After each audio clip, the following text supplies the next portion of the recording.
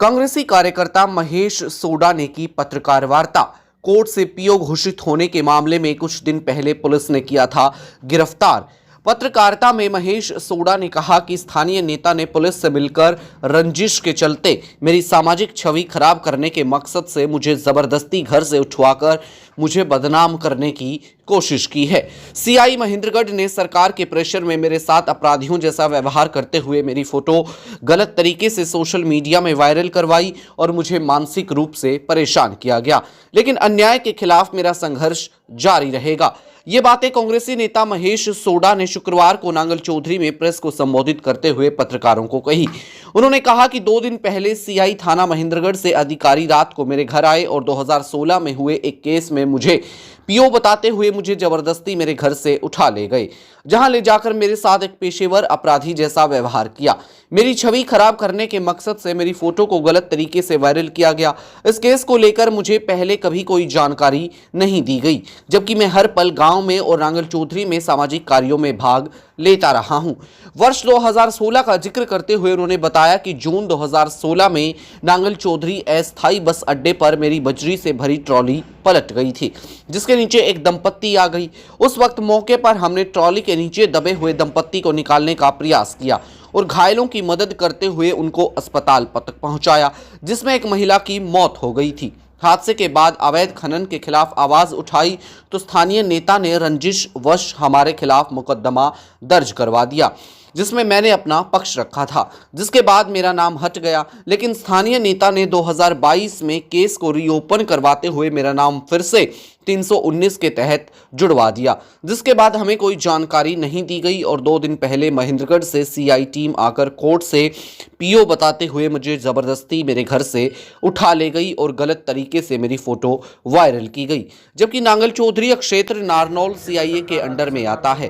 उन्होंने कहा कि लोकतंत्र में अपने हक की आवाज उठाने के लिए लोग सड़कों पर आते रहे हैं, आंदोलन होते रहे हैं और एक कांग्रेसी नेता और सामाजिक कार्यकर्ता होने के नाते लोगों की परेशानियों में और अन्याय के खिलाफ हमेशा हमारा संघर्ष जारी रहेगा। भाजपा के विधायक से लेकर कार्यकर्ता तक इस समय कांग्रेसी नेताओं के प्रति दुर्भावना रखे हुए। बिल्कुल, ये आप जो बात कहना चाह रहे हो बिल्कुल सत्य है, जो मेरे ऊपर लागू भी होती है। हमारे स्थानीय विधायक डॉक्टर अभय सिंह यादव जी, जो कि भाजपा से यहाँ विधायक हैं, 2 टाइम, दूसरी बार यहाँ से विधायक हैं, उनकी हमेशा जो नीतियाँ रही कांग्रेस पार्टी के प्रति, जो नफरत भरी रही है। जैसे कि हमारे सम्मानीय राहुल जी कहते हैं कि मोहब्बत की दुकान खोल रहा हूँ नफरत की बाज़ार में, वैसे ही हम सम्मान्य विधायक साहब को भी समझाना चाहते हैं, कहना चाहते हैं कि सत्ता के नशे में इतना आदमी को उतावला और पागलपन नहीं चाहिए कि आप किसी दूसरी पार्टी के कार्यकर्ताओं को दबाने और कुचलने का काम करें। प्रजातंत्र में रोड जाम करना, प्रदर्शन करना, धरने करना, ये लोकतंत्र की खूब शक्ति के लिए किए जाते हैं और किए जाते रहे इस देश में। महात्मा गांधी से लेकर जहाँ तक भी आज तक देश का इतिहास रहा है, हमेशा भारत देश एक आंदोलनों की धरती रही है। और विशेषकर हरियाणा के अंदर चाहे किसान आंदोलन हो, चाहे आपके जितने भी आंदोलन हुए हैं, उन सब में युवाओं ने बढ़ चढ़ कर संघर्ष किया है और उनका रिजल्ट भी अच्छा है।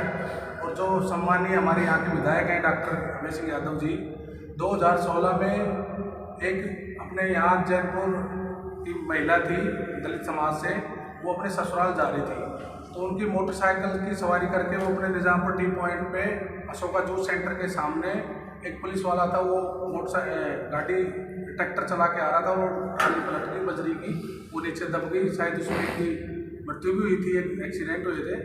उन सबको बचाने का काम हम सब ने, जनता ने वहाँ किया, स्थानीय बाजार के लोगों ने। मैंने बल्कि पुलिस प्रशासन की मदद करी लोगों को और प्रशासन का समझौता करवाने का मैंने काम किया। फिर भी मेरे को ये मुकदमा झेलना पड़ा और उस मुकदमे में मेरा नाम पुलिस ने निकालना भी था, पर दोबारा मुझे करके। और आज विधायक जी के ऊपर मैं एक बात ये कहना चाहता हूँ कि सीआईए महेंद्रगढ़ का अपना इलाका ही नहीं लगता। जो सीआईए महेंद्रगढ़ में आरोप लगाना चाहता हूँ बीजेपी की सरकार पे, स्थानीय जनप्रतिनिधियों पे, कि सीआईए महेंद्रगढ़ के इंचार्ज सुखबीर तंवर कि आप चलो थाने में। मैंने कहा साहब मेरे खिलाफ कोई वारंट दिखाइए, आप गिरफ्तारी का कोई प्रोडक्शन दिखाइए। उन्होंने कहा नहीं आप वहीं चलिए, हम वहीं आपको दिखाएंगे, वहीं तस्दीक करवाएंगे आपकी। मैंने बोला साहब मेरे खिलाफ कोई पर्चा दर्ज नहीं है, कोई मैं अपराधी नहीं हूँ, मैं एक जनप्रतिनिधि सामाजिक आदमी हूँ, सोशल वर्कर हूँ, समाज के अंदर मैं मेरा काम करता हूँ, कांग्रेस के संगठन से जुड़ा हूँ। उसने ये कहा कि मुझे ऊपर से आदेश है सरकार के, मुझे सरकार के आदेश हैं, मुझे स्थानीय यहाँ के जो जो भी बीजेपी के, मुझे नहीं पता कि उसके पास किन के आदेश थे, एमएलए साहब का आदेश था, किसी और का आदेश था, वो तो वो ही बता पाएंगे ज़्यादा। फिर मेरे को यहाँ ला करके जिस हिसाब से उन्होंने बर्ताव किया, फिर मैं कोई 302 का अपराधी हो गया, मैंने कोई मर्डर कर दिया, कोई गलत प्रकृति में मुझे गिरफ्तार करने का काम किया, तो मुझे नीचे बैठा करके एक अपराधी की तरह ट्रीट किया, फोटो को वायरल किया, आपने भी देखा होगा। फोटो को वायरल तो बताते हैं कि किसी यूट्यूबर ने किया है। यूट्यूबर के बारे में तो बस खींची फोटो, तो आप देखो जो प्रथम जो प्राथमिक है वो तो सीआई इंचार्ज ही है, फोटो तो उसी ने खींची ना, पत्रकार तो उस टाइम था नहीं, यूट्यूबर तो वहाँ रात की फोटो थी, रात की फोटो थी।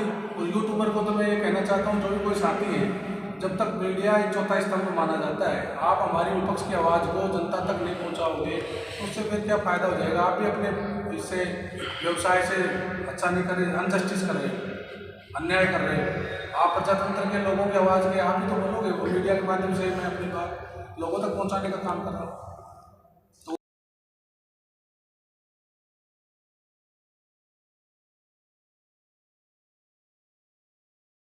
आज की जो प्रेस कॉन्फ्रेंस के मुख्य मुद्दे थे वो हमारे कि इस प्रकार, एक तो मेरे को गलत राजनीतिक दुर्भावनाओं से प्रेरित होकर के और पुलिस ने पीओ घोषित किया और स्थानीय जनप्रतिनिधि भाजपा की ओर से सीआईए इंचार्ज महेंद्रगढ़ को भेज करके मुझे ज़बरदस्ती घर से उठा करके और मुझे मानसिक रूप से हरासमेंट करने का जो तौर तरीका बनाया, इसके खिलाफ मैं मेरे सब क्षेत्रवासियों को मीडिया के माध्यम से कहना चाहता हूँ कि मैं ये लड़ाई हमेशा संघर्ष की जारी रखूँगा। मैं झुकने वाला नहीं हूँ, डरने वाला नहीं हूँ।